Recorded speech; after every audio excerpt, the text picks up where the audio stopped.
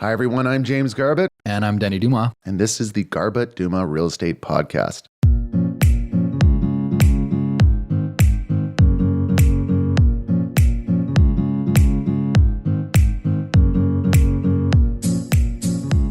It is February 2022, and that means all of you listening, if you own a home in some specified areas of BC, you will have received your speculation tax declaration form.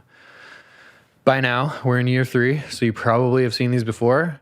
But for any new homeowners out there, or if you've maybe forgot to go online and declare that this is the principal residence or you're using your home, this may be a new form. And so we're just going to touch on what is the speculation tax, what you need to do as a property owner in the areas in BC. Is it worth it? Why was it brought in? Just share some background info.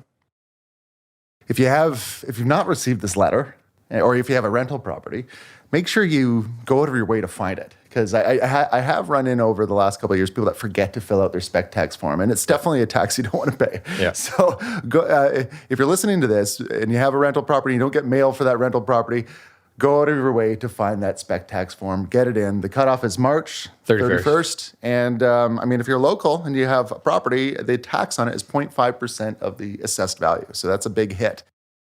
Anyway. We actually ran into that last year where one of our sellers had a rental property they were selling, and there was a note on the title search that said something along the lines of speculation tax.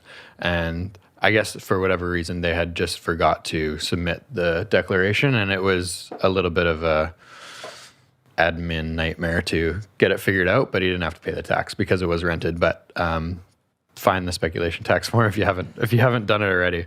And if you're in the process of selling your home now, it doesn't mean that you can avoid it. Yeah. You know, if you prepay the spec tax, it's going to be adjusted at completion. If you don't, well, that will be adjusted against you at completion. But optimally, there are terms that people put in contracts to make sure that if there is spec tax owing, it's on the seller to pay.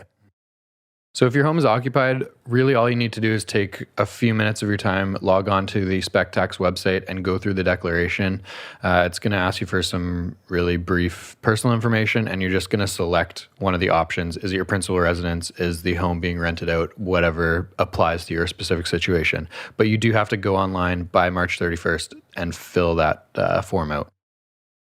Where does the tax apply, Denny? And why was it brought in? Okay, which one do we want to? Okay, first of all, let's talk about where. Where it's kind of the Victoria area, Nanaimo area, Lower Mainland, and Kelowna. Those are the areas that you need to fill out this form. Why is Squamish, Whistler, Sea to Sky, Gulf Islands, Sunshine Coast exempt? There's a few arguments, but it seems a little bit inequitable to me that some areas have to do this and others don't. You made a good point about Whistler, and I guess Squamish is kind of getting there too, but there's a really big income gap between homeowners of Whistler and people that are actually living in Whistler. Yeah.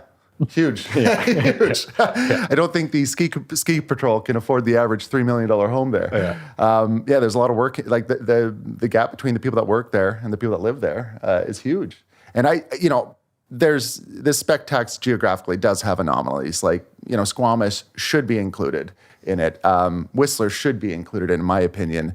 But overall, I just don't know how effective this tax is or how much of a revenue generator it is. I'm sure it does generate revenue from a lot of people that forget to fill out their forms, but does it create, I think that a lot of the purpose for this tax was to have less empty condos and houses in the city. And so ultimately to create more housing. Maybe there was an argument angle where that extra housing would reduce speculation from, the foreign tax on this is 2%, so it's much higher than the local tax at 0.5%.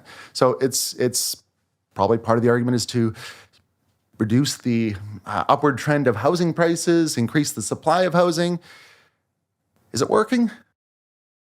If you just go based on what the market is currently doing after 3 years of speculation tax being introduced, the quick and easy answer is no.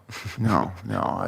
Is it moving the needle? You can never really go back in time and say, well, if this had not been introduced, is the market another 5 or 10% higher? My gut instinct is no. It's just kind of plugged along as normal, but it's I mean, it hasn't slowed down at all in the last couple of years. So No. No. This is when a province tries to do something when really the issue is at a city municipal level. We need more supply. We need more supply. Okay, do you have any ideas? I was trying to think of this on the way over. Do you have any ideas what it would cost a British Columbia government to implement a tax like this? Oh. Any clue? Oh, if you I'm going to say no clue, $10 million. No, $20 million. Okay, because my idea was $25 million. I don't know where I came up with that. I assume there's quite a few employees involved. I assume, knowing how a lot of governments function, that it was a really inefficient way to pull something out or to roll something out. So my guess was going to be $25 million. And it seems like you're right on the same line. Anyway. We're just throwing up numbers here. Yeah. It could be 150,000. It could be 150 million. Yeah. I have no clue. We're going with 20. My guess is 20. Here's the 25. There you go. Okay. Any ideas how much this collected last year? Oh, I'm going to say 100 million, Denny.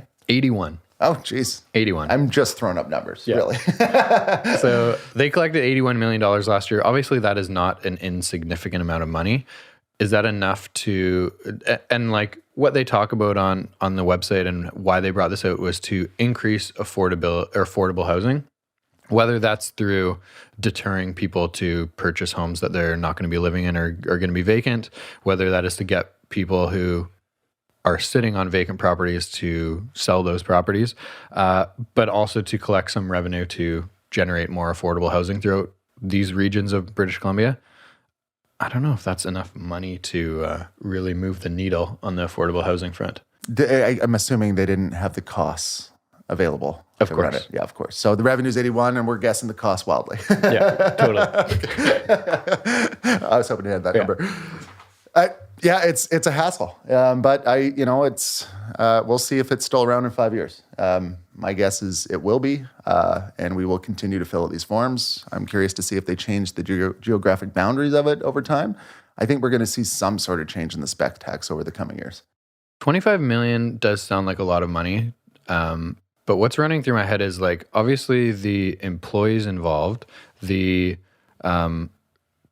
whoever is going through the actual process of, okay, this address filled it out, this address filled it out, this address filled it out, this one did not. Okay, now we need to like implement the tax for this specific person. There's a lot of behind the scenes work that is involved there. But also the BC government seems like they spend a lot of money on advertising the spec tax. Oh yeah, that like too. They're all over the radio right now. They're on a lot of TV stations with ads, and that costs millions and millions of dollars to actually produce those ads. So 25 million might be really low. I don't know. We'll see if it's still around. But overall, the overall message here is make sure you get that form filled out and in so you don't get hit with a tax you don't want to pay, especially with our assessments way up this year. There we go. I like it.